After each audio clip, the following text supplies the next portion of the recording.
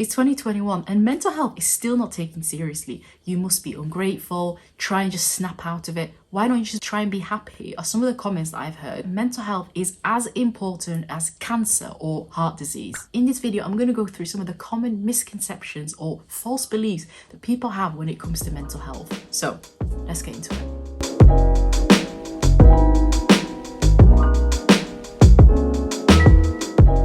My name is Roda and I'm a doctor working in the UK. Mental illness is really common. 1 in 5 people, in the UK at least, have a diagnosable mental health condition. And that is backed up by my own personal experiences when it comes to working as a GP. Because for every 10 patients or so I see, around 4 or 5 of those will come in with a mental health related issue. And the fact that mental illness is so common makes it all the more worthwhile for me to try and help break the stigma, because a lot of people unfortunately delay or don't go to the doctor at all when it comes to mental illness. So let's try and open the conversation. Let's try and have a healthy dialogue.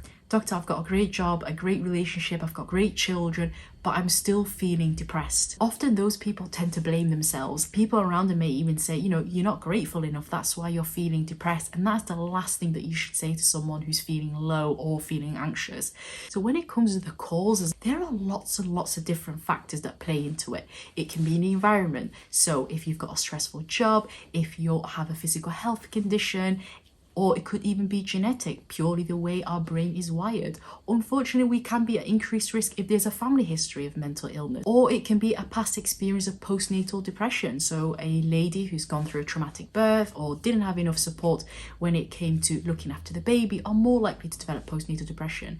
When that happens, unfortunately, in later life, there are at increased risk of things like depression.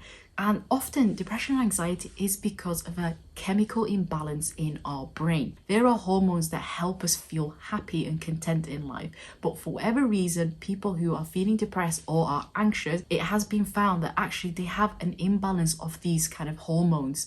So the point of treatment is to try and correct those hormones and hopefully improve the person's mood. So even if you're feeling as though I have no reason to be feeling depressed, actually it can sometimes be purely because of genetics or that chemical imbalance. So it's not just one thing. And I really want to emphasize to people that having depression or anxiety, it's not something that you have caused. The next misconception is, I have to be strong for my family. I cannot show anyone that I'm feeling depressed. Unfortunately, because there's still a lot of stigma surrounding mental health, a lot of the time people really do struggle actually seeking help. Especially men, because with men they've been told and it's been programmed in their head that they cannot be seen as weak, they have to be providing for the family, they are supposed to be manly, so if they're feeling depressed that means they must have failed in some way. For that reason, men are often the people who delay or don't even go to the doctor when it comes to their mental health. Next false belief is only people who are weak-minded develop depression or anxiety. People are less likely to seek help. They'll keep it to themselves. They won't tell anyone about it, even when it comes to their own family members, because they've already perceived themselves as being weak. And the frustrating thing is some of the treatments when it comes to mental health is about speaking about it, speaking up about it, relieving that burden of keeping it all in ourselves and actually telling our loved ones. And the next misconception is mental health is not as important as physical health. Our brain is literally the thing that controls everything in our body, to our hearing, to our thoughts, to our memory, to our muscles, to our movement. So the fact that when our brain needs help, we don't take it seriously is just super frustrating for me. I view mental health as important as physical health, as important as cancer, diabetes, heart disease, because when you've got a broken leg, you are going to go to the hospital and get it sorted out. You don't feel ashamed for seeking help, and that should be applied to mental health as well. Mental illness is permanent. Once I get it, I cannot be cured from it.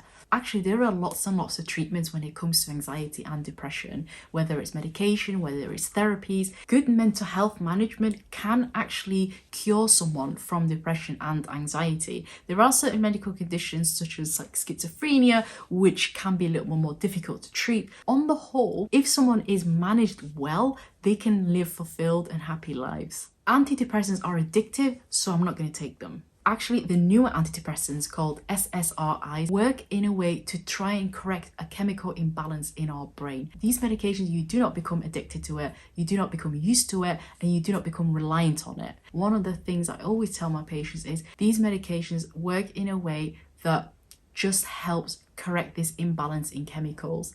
And we often prescribe it for at least 6 months and kind of review things afterwards and see how things are. Some people may have to be on it for longer, some people may be on it for less. But all in all, just because you've been started on antidepressants does not mean you're going to be on them forever as well. Why don't you just snap out of it? Why not just try and be positive?